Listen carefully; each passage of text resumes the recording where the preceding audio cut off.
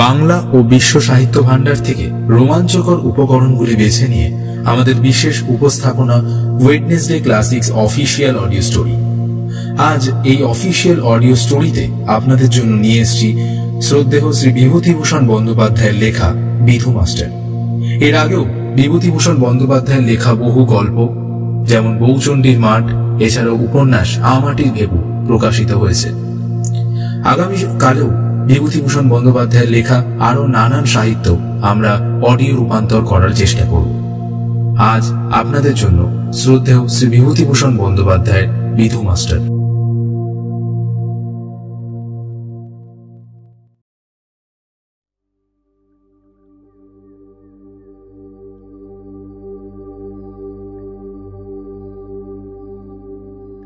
বিধু মাস্টারের কথা আমি কখনো ভুলতে পারবো না। তার স্মৃতি হয়তো আমায় আজীবন বয়ে নিয়ে বেড়াতে হবে। মাত্র কয়েকটি মাস তিনি আমার কাছে এসেছিলেন, তারপর চলে গেলেন। শুধু এই ক্ষণিকের পরিচয় আজ অমর হয়ে রয়েছে। বেশ মনে আছে, সে দিনটি ছিল রবিবার। আমি সকালবেলা কৌমুদি খুলে চোখ বন্ধ করে ধাতুরূপ মুখস্থ করছি দুলে দুলে। ঠিক এমন সময় বাইরে কে যেন ডাকলেন। হারানবাবু আছেন নাকি? হারানবাবু, হারানবাবু। আমি জানলা দিয়ে মুখ বার করে প্রশ্ন করলুম, কাকে চাই? এখানে হারানবাবু বলে কি কেউ থাকেন? হ্যাঁ হ্যাঁ থাকেন, তিনি আমার কাকা। তাকে একবার ডেকে দাও না খোকা। কি দরকার? দরকার মানে তার কি একজন টিউটার চাই? সত্যিই তো, মেজো কাকা আমাদের জন্য একজন টিউটার চাই বলে খবরের কাগজে একটা বিজ্ঞাপন দিয়েছিলেন। কথাটা আমি একেবারে ভুলেই গিয়েছিলাম। বললাম, আপনি বুঝি সেই বিজ্ঞাপন দেখে এসেছেন? আগে হ্যাঁ হ্যাঁ, ওই বিজ্ঞাপনটা দেখেই এসেছি। তা ভেতরের ঘরে এসে বসুন, আমি মেজো কাকাকে ডেকে দিচ্ছি। ছিপছিপে লম্বা কালোপানা লোকটা অত্যন্ত দ্বিধায় অতি সন্তর্পণে আমাদের বৈঠকখানায় প্রবেশ করলেন। আমি বললাম, বসুন আপনি। তিনি ভয়ে ভয়ে যেন একবার আমার দিকে তাকিয়ে পাশের একখানা বেঞ্চে বসলেন। আনাড়ি লোকটাকে দেখে আমার মাস্টারের প্রতি সকল শ্রদ্ধা হারিয়ে গেল। বললাম, ওই চেয়ারটিতে বসুন না। তিনি প্রথমে বললেন, না না ঠিক আছে ঠিক আছে, থাক থাক। তারপর একখানা চেয়ারে গিয়ে বসলেন। আমি ফ্যানটা চালিয়ে ধীরে ধীরে ওপরে চলে গেলাম মেজো কাকাকে ডেকে দিতে। মেজো কাকা উঠে এলেন, আমিও এলুম তার পিছু পিছু। আর এলো ঝন্টু, মিন্টু, চাঁদু ও রেবা। মেজো কাকা বৈঠকখানায় ঢুকতেই তিনি চেয়ার ছেড়ে উঠে হাত জোর করে তাকে নমস্কার করলেন। মেজো কাকা বললেন, আপনি তো যে কিনা আজ সকালের কাগজে বিজ্ঞাপন দেখে এসেছেন? আগে হ্যাঁ। এই 5টি ছেলে মেয়েকে পড়াতে হবে, রাতে 3 ঘন্টা। মাইনে তো লিখেই দিয়েছি 7 টাকা। কামাই চলবে না? না না, কামাই করব কেন? কামাই টামাই করব না। তা আপনি থাকেন কোথায়? আমি থাকি আপনার ওই শ্রীনাথ দাস লেনে। আপনার নাম? আগে শ্রী বিভূষণ চট্টোপাধ্যায়। কতদূর লেখাপড়া করেছেন? আগে ওই ম্যাট্রিক পর্যন্ত। কথাটা শুনে মেজো কাকা ঠোঁট কামড়াতে লাগলেন। টেবিলের ওপর বার কয়েকবার ডান হাত দিয়ে আঘাত করলেন। তারপর বললেন, আপনি 4th ক্লাসের ছেলেকে পড়াতে পারবেন তো? 4th ক্লাসে পড়ি কেবল আমি। এদের দলের মধ্যে বয়সে সবচেয়ে বড়। আমার বুক গর্বে ফুলে উঠল। আমি বিধু মাস্টারের মুখের দিকে অপলক দৃষ্টিতে তাকিয়ে রইলাম। তিনি বললেন, হ্যাঁ হ্যাঁ, তা পারবো না কেন। মেজো কাকা বললেন, বেশ ভালো, সোমবার থেকে কাজে লাগবেন। সন্ধ্যা 6টার সময় ঠিক মতো আসবেন। তারপর আমাদের বললেন, ইনি তোদের নতুন মাস্টার, এনার কাছে মন দিয়ে পড়বি, বুঝলি?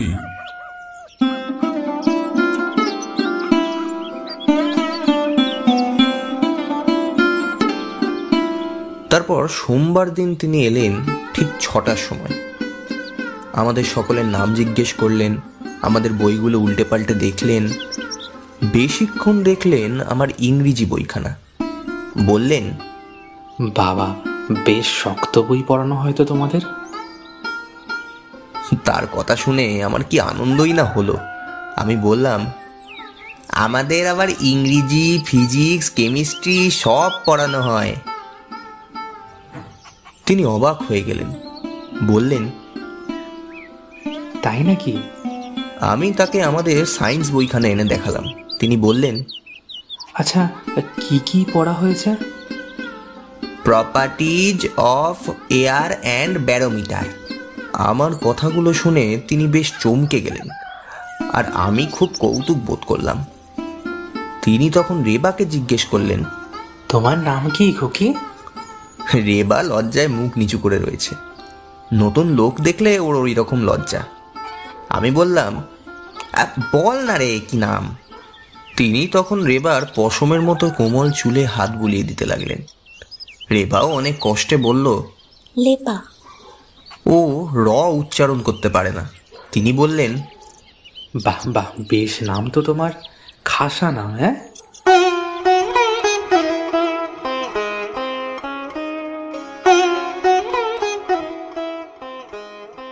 কিন্তু দিন যত বয়ে গেল রেবার লজ্জাও তত কমে যেতে লাগলো, আর বিধু মাস্টারও রেবাকে বেশি ভালোবাসতে লাগলেন। শুধু রেবাকেই না, তিনি আমাদের সবাইকেই খুব ভালোবাসতেন। তিনি পড়াতে আসবার পর প্রায়ই একজন ফেরিওয়ালা সুর করে হেঁকে যেত, চাই অবাক জলপান, স্বাধীন ভাজা, ঘুগনি দানা। মাস্টার মশাইও আমাদের প্রায় ওই কিনে খাওয়াতেন। নতুন মাইনে পেয়ে তিনি আমাদের সবাইকে 12 আনার কুলফি বরফ খাইয়েছিলেন। সবাই তাই মাস্টারকে খুব ভালোবাসত। তাকে আদৌ দেখতে পারতাম না কেবল আমি। কেন তা জানি না, তথাপি আমার অনিচ্ছায় তার অধীনে থাকতে হতো, কারণ মেজো কাকার হুকুম। মেজো কাকাকে আবার সবচেয়ে ভয় করি আমি, মা বাবার চেয়েও বেশি। সুতরাং আমি খুঁজতে লাগলাম মাস্টারের ভুল ত্রুটি, যাতে তার হাত থেকে রেহাই পাই। একদিন আমি জিজ্ঞেস করলাম, মাস্টার মশাই, পাহাড়ের হাইট মাপতে কি ব্যারোমিটার দরকার লাগে? তিনি বললেন, দরকার লাগে নাকি? কে বলল? স্কুলের মাস্টার। তা হবে, কোথায় লেখা আছে বলো তো? সায়েন্সের বইতে। আমি তার হাতে বইখানা তুলে দিয়ে বললুম, কিছুই বুঝতে পারেনি মাস্টার মশাই। তিনি বইয়ের পাতা খুলতে খুলতে বললেন, বেশ, বুঝিয়ে দিচ্ছি।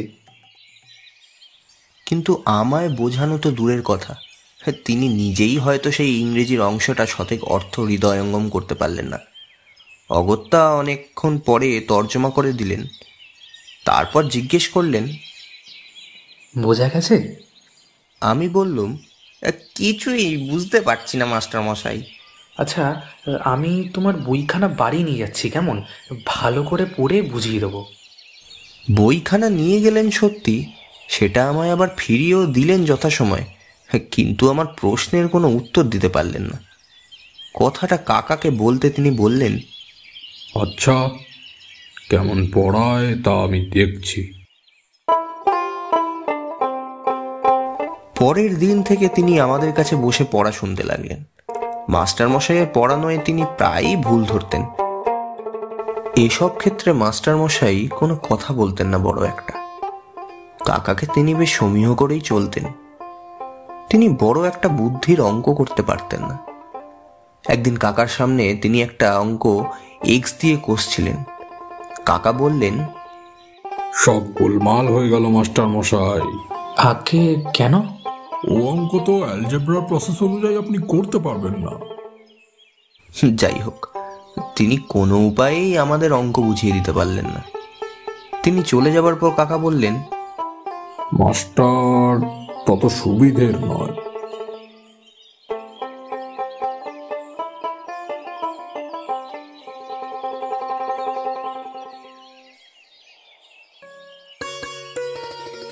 এমন সময় বিশ্বকর্মা পুজো এলো। আমরা বললাম, মাস্টার মশাই, আমাদের ঘুড়ি ল্যাটাই কিনে দিতে হবে আপনাকে। তিনিও রাজি হলেন, কারণ তিনি সম্প্রতি মাইনে পেয়েছিলেন। তিনি আমাদের সেন্ট জেমস স্কোয়ারের দক্ষিণ কোণের একটা মণিহারি দোকান থেকে 1 টাকার প্রায় ঘুড়িলাটাই কিনে দিলেন। কিন্তু আমাদের তিনি যা কিনে দিতেন সে সম্বন্ধে কাউকে কিছু বলা নিষেধ ছিল। এসব লুকিয়ে লুকিয়ে আমাদের দিতেন। রেবার জন্মদিনে তিনি 3 টাকা দামের একটা কলের রেলগাড়ি কিনে দিয়েছিলেন। বলেছিলেন, কাউকে বলো না যেন ঘুণাক্ষরে।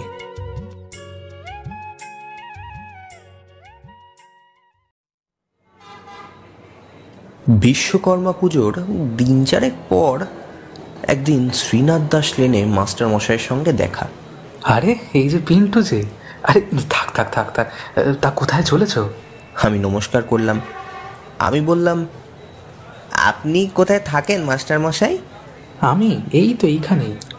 চলুন না দেখে আসি। কি জানি মাস্টার মশাইয়ের বাড়ি দেখবার জন্য আমি অত্যন্ত উতলা হলাম। তিনি দ্বিধায় আমায় নিয়ে গেলেন তার অপূর্ব গৃহে। টিনের চাল দেওয়া একখানা মেটে বাড়ি, তারই দোতলায় একটা ছোট ঘরে থাকেন।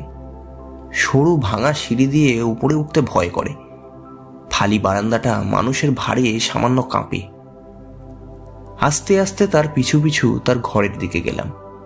তিনি গিয়ে তার ঘরের সামনে তালাটা খুললেন।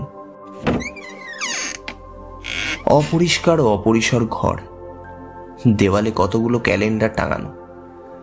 একপাশে একখানা স্বামী বিবেকানন্দের ছবি। মেঝের ওপর একটা খাটিয়া পাতা, তার উপর আবার একটা কালো তেল চিটচিটে বালিশ। মাস্টার মশাই আমাকে বসিয়ে কোথায় চলে গেলেন, আর আমি তার ঘরখানা ঘুরে ঘুরে দেখতে লাগলাম। বড় দুঃখ হলো তার দারিদ্র্যক্লিষ্ট অবস্থা দেখে। ঘরের মধ্যে আর একখানা কাপড়ও নেই, যদিও বা একখানা আছে তাও শতচ্ছিন্ন, অত্যন্ত কালো। একটা জামা ও একখানি মাত্র কাপড়ে তাকে দিন কাটাতে হয়। আমার বড় অনুকম্পা জাগলো তার প্রতি। তাকে যে আমি এত ঘৃণা করতাম তাতে একেবারে বিস্মৃত হলুম। হঠাৎ যেন আমি একেবারে বদলে গেলুম। এমন সময় মাস্টার মশাই 1 ঠোঙা খাবার নিয়ে ঘরে ঢুকলেন। আমি ব্যথিত সুরে বললাম, ওসব আবার কেন মাস্টার মশাই? তিনি আমার কথা শুনে যেন একটু আশ্চর্যান্বিত হলেন। আমতা আমতা করতে লাগলেন। আরে না না, এই আর এমন কি? আমি বুঝলুম যে তার শ্রমের পারিশ্রমিকটা এমন করে অপচয় করা, তার শরীরে বিন্দু বিন্দু রক্ত গ্রহণ করা শামিল। আমি তীব্র প্রতিবাদ করলাম, না, এ আর কখনো হবে না।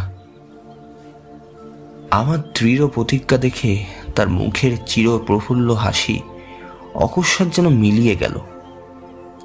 তিনি মুখ চুন করে বললেন, এ কি বলছো পিন্টু? আর সাহস হলো না কিছু বলতে। বাড়ি ফেরার পথে সেই দিনই আমি প্রতিজ্ঞা করলাম যে মাস্টার মশাই যাতে আমাদের জন্য তার মাইনে থেকে কিছু খরচ না করেন তার ব্যবস্থা আমি করব।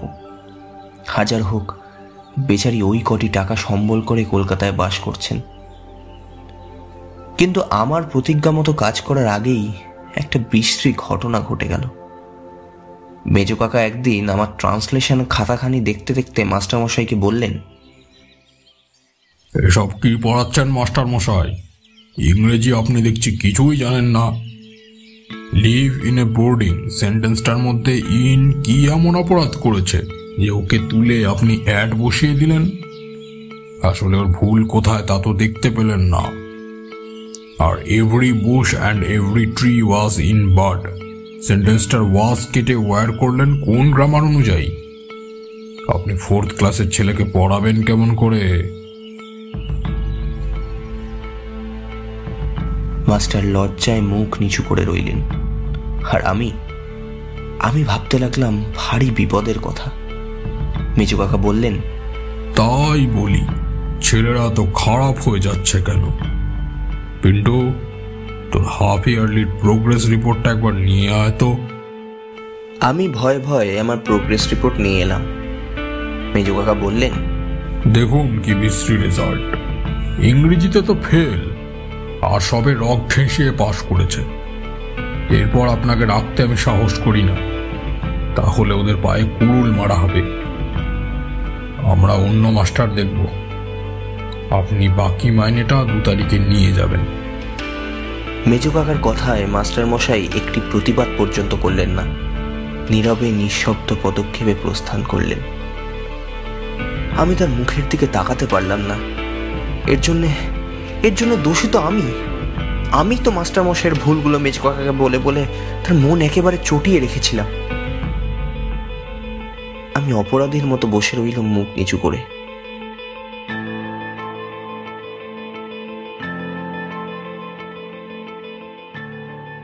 শেষ হলো আমাদের আজকের গল্প শ্রদ্ধেয় শ্রী বিভূতিভূষণ বন্দ্যোপাধ্যায়ের লেখা বিধু মাস্টার।